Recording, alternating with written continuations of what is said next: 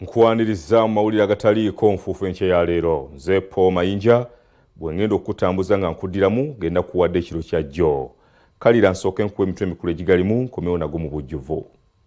Ebikulu mu gataliiko. Poliisi ekutte abantu babiri ku ttemu eryakolebwa ku kapiteeni wa Villa. Baazizza edduuka lyabwe Nateete ne bajjayo iPhone eziwera. Kiteeberezebwa okuba nti mwemuli ebizibiti. Akalulu k'abassentebe b'emiruka kankya. Akakiiko k'ebyokulonda kalina okwemulugunya okuva mu byalo 3500 mu ka LC esooka. Kanaasalawo oluvannyuma nti okulonda kwali kufu kajja kusazaamu. Amasasi gaavuga tiyaggaasi ne bamutukuba. Abaakubwa kibooko mu kalulu k'ebyalo e Masaka bakaabye nga booleka obulumi bwe bayitamu. Ne bajja ne banteekako enfingo ne bantwala ku poliisi.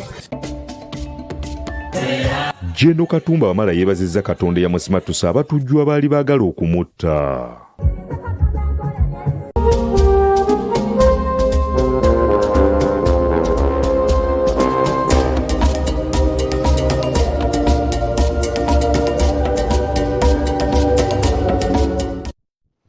Gataliiko nfuufo. Tugatandise n'ab'ebyokwerinda abakutte abavubuka babiri abateeberezebwa okwenyigira mu kutta omusambi w'omupiira David Owori ng'ono yali kapiteeni wa ttiimu eya Villa. Baazizza edduuka lyabwe Nateete ng'eno basanzeeyo amasimu ekika kya iPhone agawera. Ku Lwokubiri lwa wiikendi abadde kapiteeni wa Sports Club Villa David Owori yalumbibwa abakubi ba Peva ng'ava okutendekebwa ne bamukuba ne bamuleka ng'ataawa. Peva baagimukubira mu Dubai Tuzone Makindi era Naddusi bifo ebyenjawulo abooluganda ne bannabyamizannyo baalajjanira poliisi ebeeko kyekola kubatta omuntu waabwe.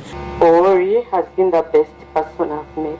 Kati okuva olwo poliisi n'aba crime intelligence baalinnye obuufu bw'abo abagambibwa okwenyigira mu kukuba Owori. Mu kikwekweto ekikoleddwa RPC wa Kampala South Roger Seguya, aba crime intelligence Katwe ne DPC Innocent Mubangizi bakutte abavubuka babiri abagambibwa okuba mu ttemu.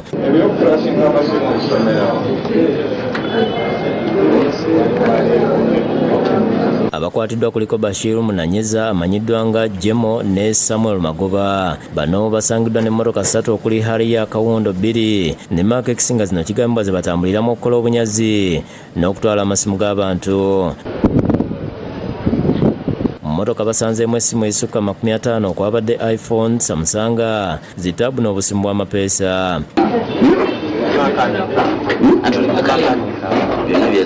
Bakwatiddwa okuva ku kizimbe kya Nateete Business Center ekyasaliddwako poliisi n'amagye mu kiro ekyakesa olwokutaano oluvannyuma lwa poliisi okulondoola essimu y'omugenzi Owori ng'eraga eri mu kifo kino. Wano tewabaddewo n'omu akkirizibwa kuyingira mu kizimbe okutuusa ab'ebyokwerinda lwe bamaze okwekebejja erimu ku dduuka ly'omukwate era ne babaako ebimu ku bye baakutte omuli obusowaani bwa silver plate omuteekebwa emmere nga muno mwe batambuliza amasimu ga iPhone ge babeera babbye. Kyannaku nnyo okubeera nga mu kitundu kyange kino kyenkiikirira kiteeberezebwa okuba nti mwemuli ebizibiti ebyaggiddwa ku mugenzi kapiteeni waffe wa Villa eyattiddwa, era nsaba ab'ebyokwerinda mu ngerimu amaanyi okulaba tuzuula abantu abo bonna abakoze ekikolwa ekyo. Ab'ebyokwerinda byonna babitutte bisobola okubayambako mu kunoonyereza nga n'okutuusa kati poliisi ekyali mu kikwekweto okukwata bonna abaali mu kkobaane ly'okutta Owori. Abamu ku bakulembeze b'e Nateete okuli kansala Kabugo Bone, ssentebe Mabaya Rogers n'ow'ebyokwerinda Sevu Metwa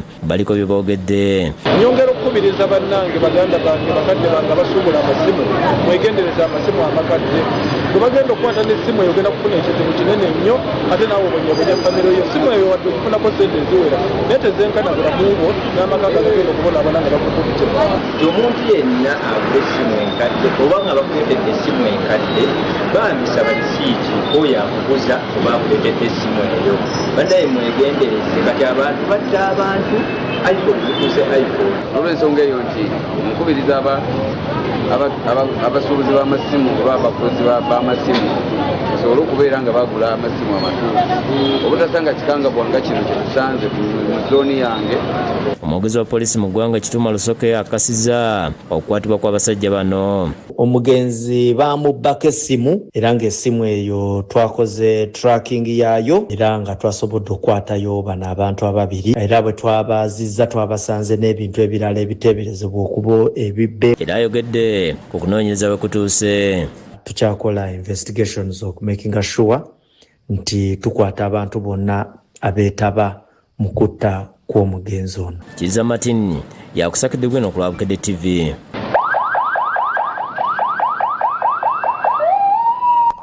Ko akakiiko k'ebyokulonda kategeezezza nga bwe kamaliriza enteekateeka ez'okutegeka okulonda kw'abassentebe ab'emiruka. Kyokka akakiiko kamu kategeezezza nti bafunye okwemulugunya okuva mu byalo 3500 nti mu kulonda kw'ebyalo okwaliwo omwezi oguwedde ebintu tebyatambula bulungi. Ng'eggwanga lyetegekera okulonda kwa bassentebe b'emiruka okunaaba olunaku olw'enkya, akakiiko k'ebyokulonda kategeezezza enteekateeka ziwedde okusinziira ku mwogezi w'akakiiko k'ebyokulonda Julius Mukyongoze. Kampeyini za bonna abeegwanyiza ebifo bino ziwedde olwaleero nga tezirakkirizibwa kuddamu okuyiga mulonzi. Abeesimbyewo ku bwa LC2 chairpersons oba bassentebe ba LC2 bamaliriza okuwenja akalulu olunaku olwaleero okwetoola eggwanga lyonna era olunaku olw'enkya ennaku z'omwezi 10 guno omwezi ogw'omunaana bannayuganda bagenda okulonda abo bekikwatako bagenda okulonda abassentebe ba LC2. Okwawukana kuno okulonda kw'abassentebe b'ebyalo okwaliwo nga 28 omwezi oguwedde okulonda ku lunaku olw'enkya si kwa balonzi bonna wabula kwabo bassentebe ba LC abayitamu n'obukiiko bwabwe buli kyalo.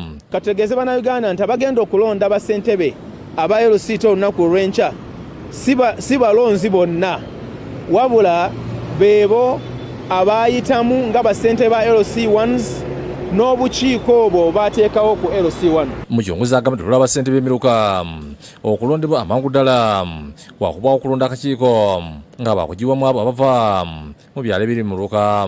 Kati ssentebe oyo bw'aba amaze okulondebwa, ssentebe oyo naye ajja kuteekako akakiiko ke akanaabeera akakiiko k'omuluka ku LC2.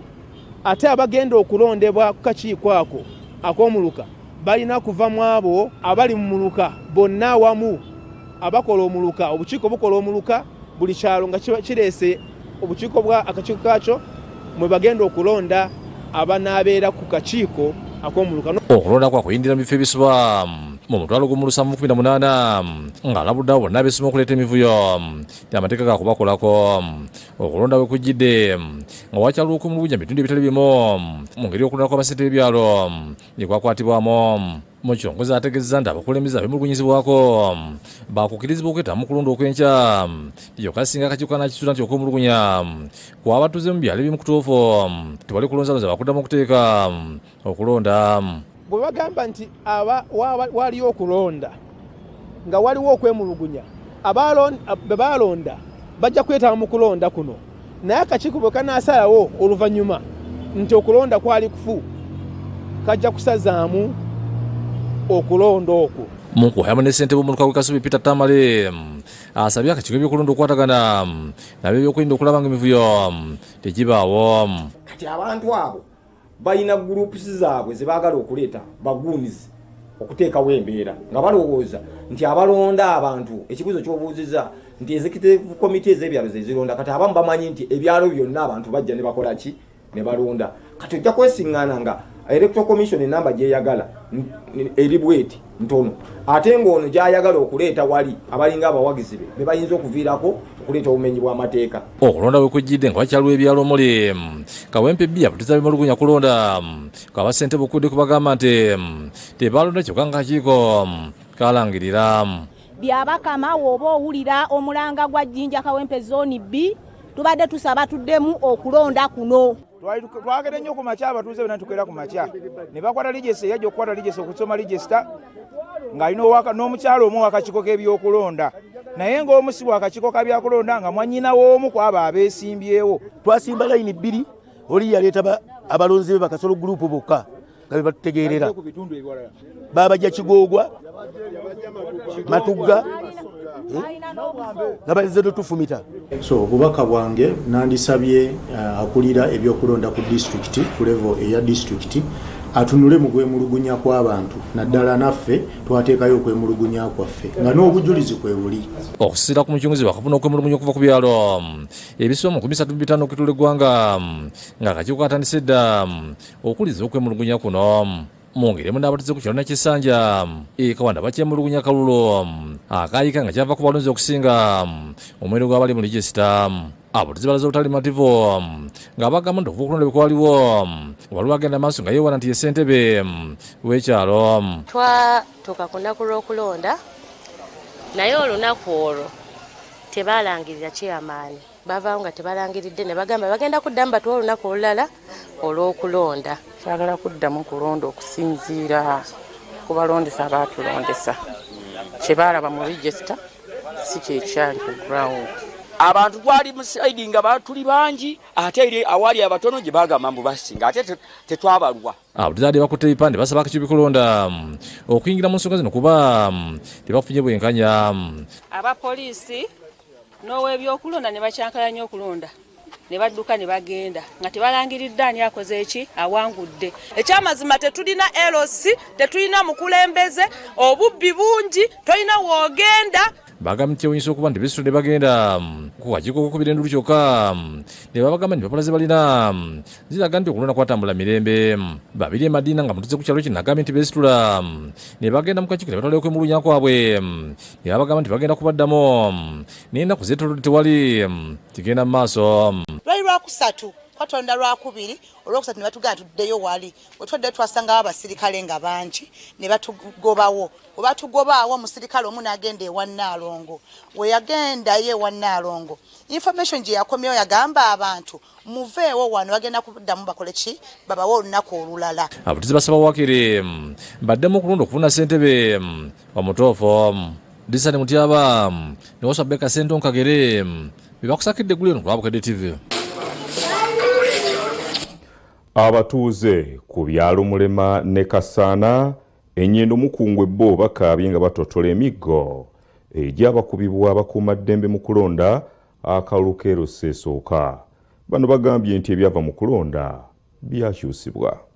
Abatuuze ku byalo Mulema ne Kasaana mu division eno mukungwe Masaka bakaabye bali batotola emiggo egyabakubibwa abakuumaddembe mu kulonda akalulu ka ssentebe wa Erosi wano bibadde mu lukiiko luyitibwa RCC we Masaka Family Washake nga wali Kyadimba liro omutuuze w'e Mulema ayungusa amaziga abaddamu b'olira engeri gye bamuwenyula mu kibooko ng'agenze okulonda oluvannyuma ne bamubiikiriza nga kibyaggwera abamugalidde ne bangamba ndabbye enzigi naye sinnabakubbako ku nzigi ne bangamba nabbye enzigi n'amadirisa ne payipo n'ebintu balijja wano ne babitwala ku poliisi naye banjija ku mulimo gwange wali ku Lions ne bajja ne banteekako enfingo ne bantwala ku poliisi.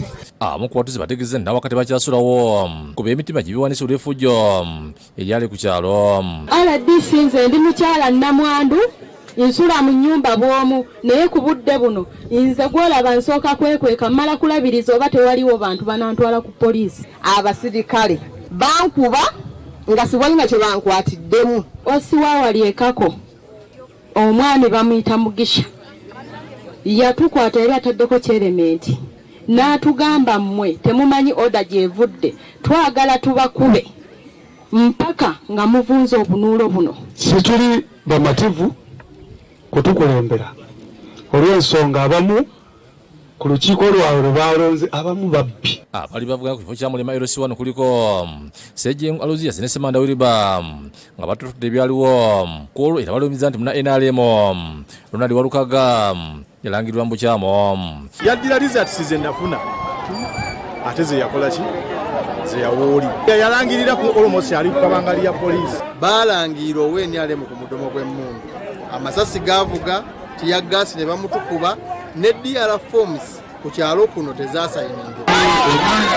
bwe gutyo kwenne ku kyalo Kasana mwenyero mukung'ina abatuuze nabo babulira alasise emivuyo egyetubika mu kalulu kokana abalangirire mulala abakulembeddwa mu ssentebe Bugembe Medi eyabadde ku kyokana wangula bagamba nti akalulu kaabwe kali kabyewuunyo nga bakadinga ne bakoowa ne batuuka n'okulangirira mu percentage basinza akalulu era oluvannyuma lw'okubasinza akalulu eyayimirira nga independent eyayimirira anangirire nti akalulu okasinze yagamba nti asembye yafunye 5%, nze owokubiri nfunye 65%, ate owokusatu afunye 74%.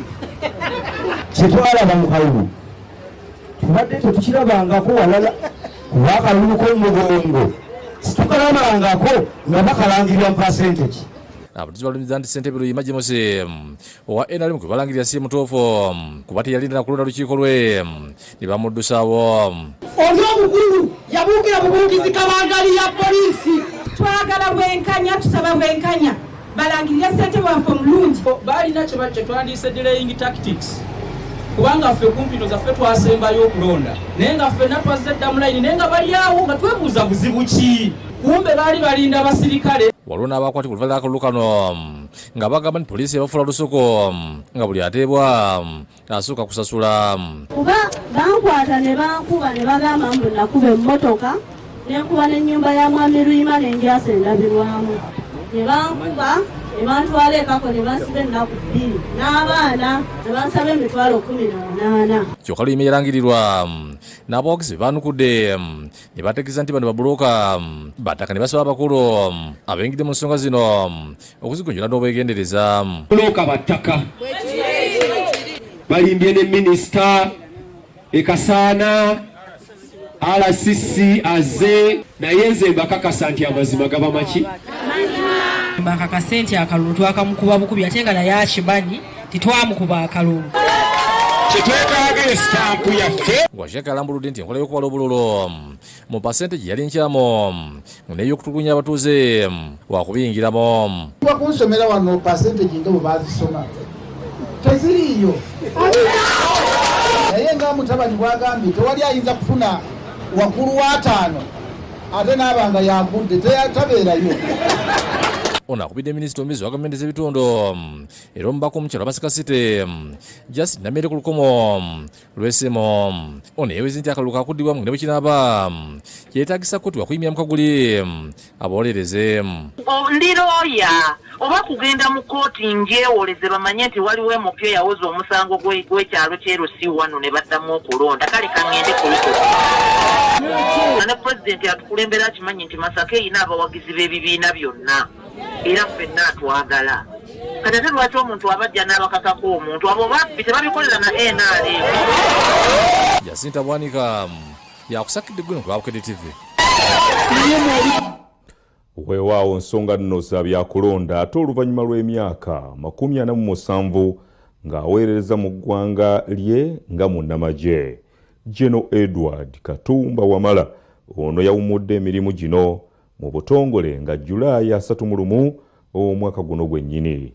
Mu kusaba okukulembeddwamu omulabirizi yawummula Jackson Matovu abantu ku kyalo kwabeera ekiyitibwa Kikandwa mu ggombolola y'e Kasawo Mukono bamukoledde omukolo kale nno nga bamusiima olw'ebyo byasobodde okukola mu bbanga lino nga teyeebalirira.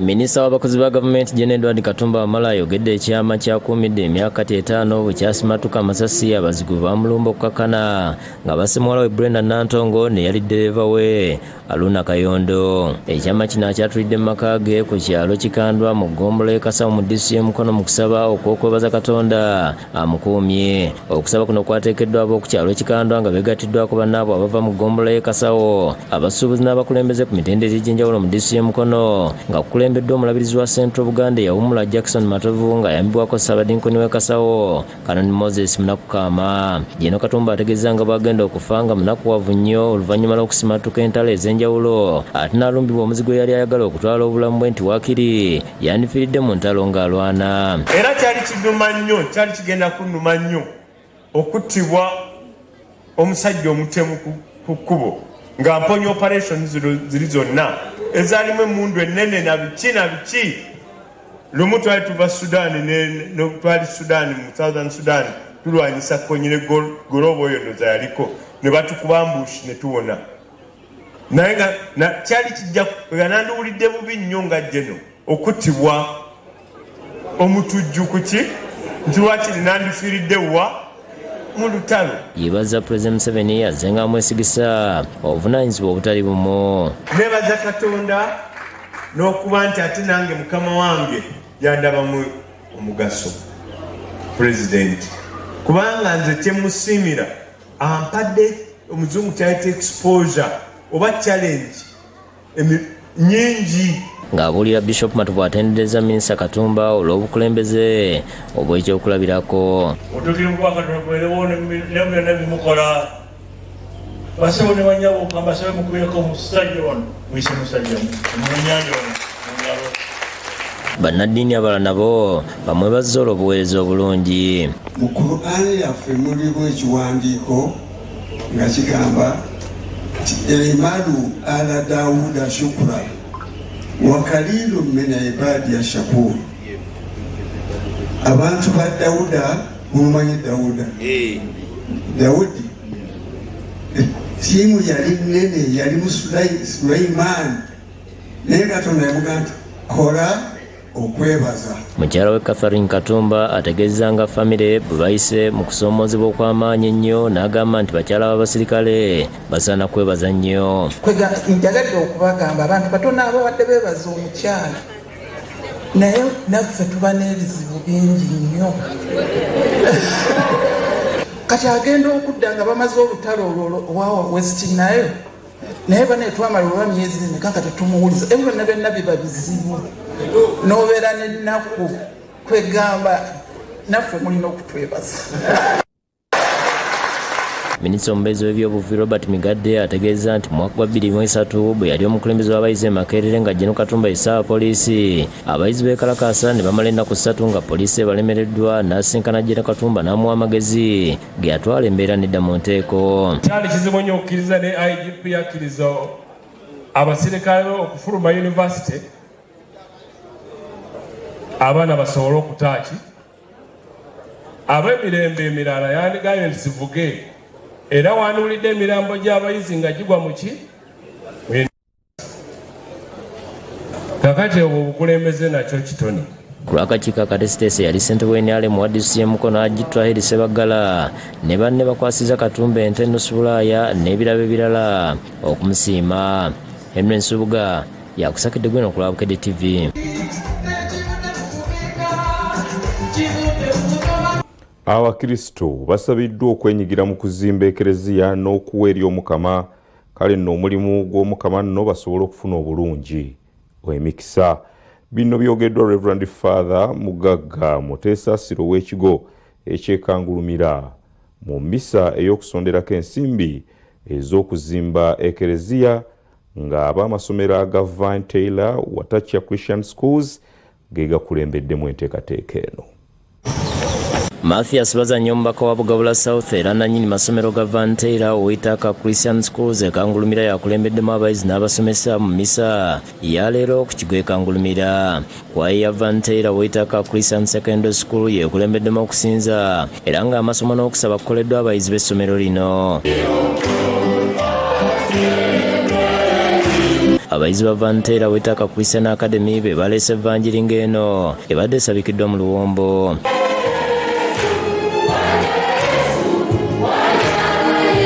Bw'abadde asomesa Reverend Father Mugagga Muteesa avumidde ebikolwa ebyakalogo kalenzi ebikolebwa abamu ku bakristo n'abalabula obutabigattiriza ku Katonda. Mwagala basumulwe ate mwagala okubasiba.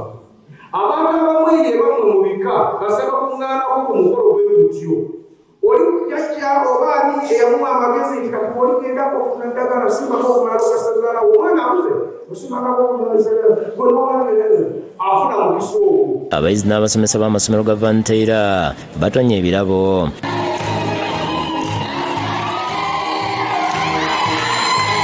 Oluvannyuma Faaza Mugagga yanjudde enteekateeka gye baliko ey'okuzimba ekereziya nga abayizi ba Vanteera w'ettaka Christian Schools beekozeemu omulimu ne bawaayo ensawo za simenti 10. Omubaka Bazanya akutte akazindaalo n'ategeeza Faaza Mugagga nga bazze okwebaza n'okuzimba. Ono awaddeyo obukadde 10 kwezi ezaamuweebwa okugula emmotoka ng'emu ku ngeri y'okwebaza Katonda olw'okumuwa obukulembeze.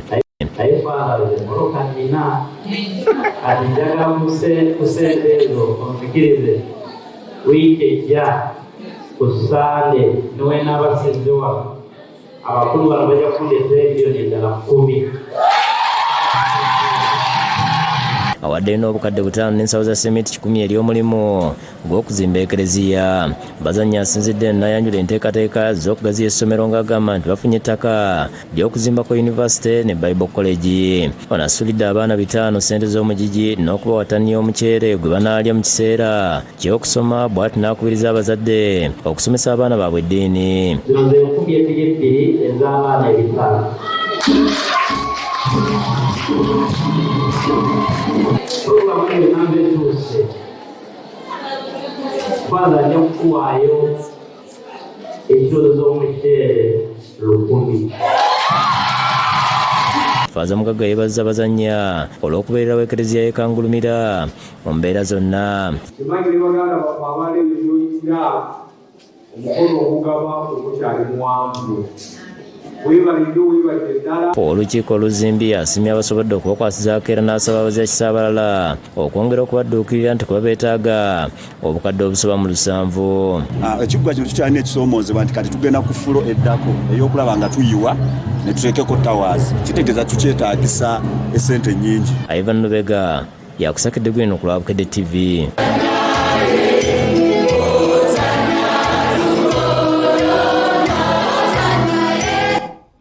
Ssaabasumba Paul Semwogerere azizza buggya ekitongole ekya Lubaga Cathedral Foundation. Kaakati omukolo guno gubadde ku Lutikko Lubaga nga Ssaabasumba ayogedde ebigendererwa by'ekitongole kino. Abakristo bakungaanye mu maka ga Ssaabasumba Paul Semwogerere agasangibwa Lubaga okwetaba ku mukolo gw'okuzza obuggya ekitongole kya Lubaga Cathedral Foundation n'obuweereza bwakyo gwetabiddwako akola nga minisita ow'ebyenjigiriza n'emizannyo Dr. Jesse Muyingo ow'ebyettaka Judith Naluli n'Abakooba ng'Obwakabaka bukiikiriddwa Katikkiro Charles Peter Mayiga. Ssentebe w'ekitongole kino era Katikkiro awummula Joseph Mulanya Semwogerere ayogedde ku nteekateeka ze balina mu kukitambuza. Together let us build a culture of stewardship that will care for the cathedral across generations. Obubaka bwa gavumenti wanjudde minisita Jesse Muyingo yeebaza Ssaabasumba olw'enteekateeka gy'agambye nti eyongedde okuleetawo omubo mu bakristaayo. So Ssaabasumba tweyanziza babala ennyo tukomyawo twagala okukulisa for this relaunch kubanga ebigenda okuvaamu babyogeddeko bingi ate birungi ate bikulakulanye n'ensi. Ayanjudde obubaka bwa pulezidenti weebaliza Ssaabasumba olw'akavuyo bwakoze mu kutumbula embeera z'Abannayuganda. Wa mukadde waffe pulezidenti olwa mirimu gwe Archbishop gy'otukola mu bantu be naddala emirimu egyo okukulaakulanya abantu yajja kuwa support yonna gye weetaaga mukama wange. Ye Katikkiro Mayiga yeebaza Ssaabasumba olw'enteekateeka eno ey'okuzza obuggya ekitongole kino kyagambye nti kisaale mu kuleetawo abakristo okubaganya ebirowoozo ebyenkulaakulana. Tulina okuwagiragana mu mirimu era Lubaga Cathedral National Foundation etuyamba mu ekyo okusooka n'ekirala netusobozesa okuwagira bakama baffe Ssaabasumba n'abasosodooti mu mirimu. Ssaabasumba Semwogerere yagedde ku bigendererwa eby'okutandikawo ekitongole kino omuli okukuuma okuwagira n'okunyweza obumu bakristo. A body that bases on Catholic values to develop us morally, materially and to keep us together. Ate kiritidde ku kigo ky'e Kawanda bwe bakunganye okuwaniriza mu Sodoti omwana enzaalwa asookeddala mu kigo kino Father Ambrosi Lubinga abadde agenze okusoma misa esooka.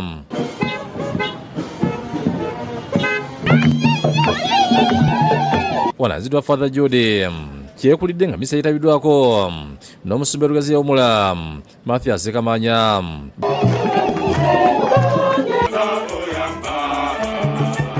Bishop Sekamanya sibe Father Ambrose Lubinga yabane bafunye busoloti okubeera abasale mu kubunyisa enjiri ey'emirembe.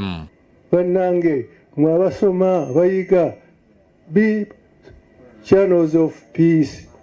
Abaana abatonga badduka babundabunda. Ne Father Judy Kyekulida ayizaliza Father Lubinga olw'okugulawo essuula empya n'ategeeza nti bamulinamu essuubi ddene.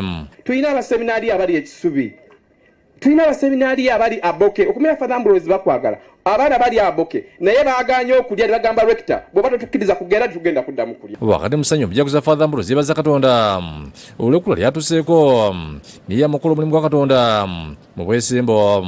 Naye ate enjiri gye tulina okusinga okubunyisa y'enjiri ey'ebikolwa. Ebigambo byaffe bibeerenga bitono naye ng'abatulaba obulabi bamanya kiki kye tuliko. Ku mukolo guno gwa namukulu w'ekawanda Father Robert ngaliwo mu yeebaza abakristu bonna abalina kye bakoze ku lugendo lwa Father Ambrose. Ate abakristu mbeebaza butakoowa. Lisani Mutyaba nejja Musimangali bakusakidde eggulu eno lwawukadde TV. Bwe gatyo amawulire agataliiko nfufu bwe gatambudde okulonda bassentebe abeerosi ey'okubiri kwa lunaku lwa leero. Kale munnaffe agwanidde okubanga olonda weeyina obudde osobole okubanga ekinakyo kituukiriza tufune abakulembeze abajja. Mbeere bulungi mwerabe ekyenkya kyekiddako.